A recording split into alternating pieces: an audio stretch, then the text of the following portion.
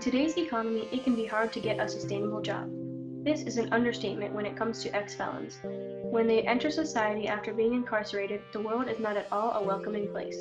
There are many challenges a recent ex-offender faces once getting out of jail. It is extremely hard for them to get a well-paying job, buy or rent a house, or set up community partnerships. Unable to get jobs, freed inmates may return to jail. Eric, experts say at least 60% of the inmates in jails across the state, just like this one, will become repeat offenders. Now, out of the 700,000 released from federal prison each year, 466,000 will return within the next 3 years.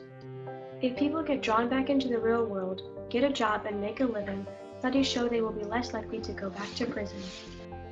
What criminal justice leaders are trying to do now is pass a bill that will ensure early release for 210,000 in federal prison. This puts 210,000 more competitors for jobs that will not be given to ex-cons above others. With the national employment hovering just under 10%, former inmates are competing for jobs with those who have never served time behind bars. This makes them less likely to get a job with a criminal record. This can add to the problem of recently released men and women trying to find jobs. Even though it can reduce low-risk prisoner sentences or time in jail by 25%, the new bill can increase joblessness in ex-cons up to 60%. By the end of 2008, 7.3 million people were on probation, in jail or prison, or on parole. That's about 1 in every 31 U.S. adults compared to 1 in every 77 adults in 1982. The incarceration rate is through the roof and puts America at the top of the list for the highest incarceration rate in the world.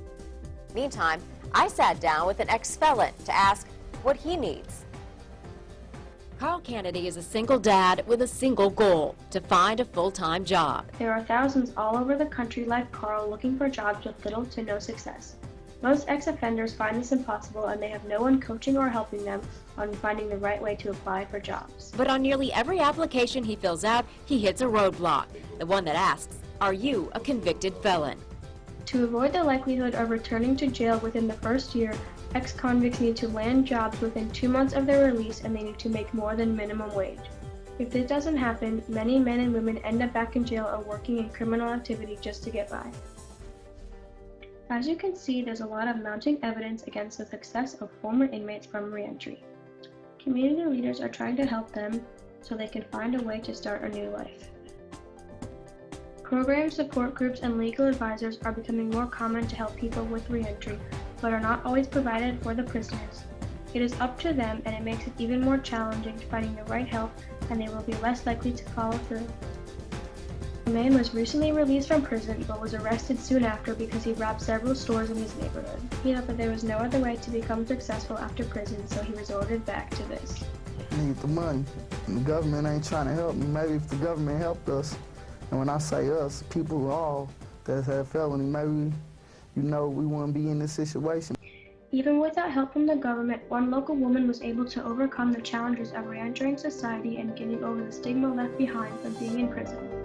Reverend Michelle Simmons was once an inmate in state prison and is now the founder CEO of her own company, Why Not Prosper, which helps incarcerated women start a new life.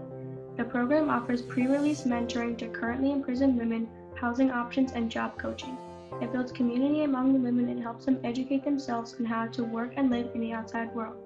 Many women in this program now own their own house, have gotten degrees, or are working with Michelle and others on expanding her organization. Simmons knows firsthand how hard it is to start a new life after being in prison. This will continue to be an ongoing issue with criminal justice in America, and countless programs like Michelle's are working through the issue on the outside to help better the quality of life of formerly incarcerated people.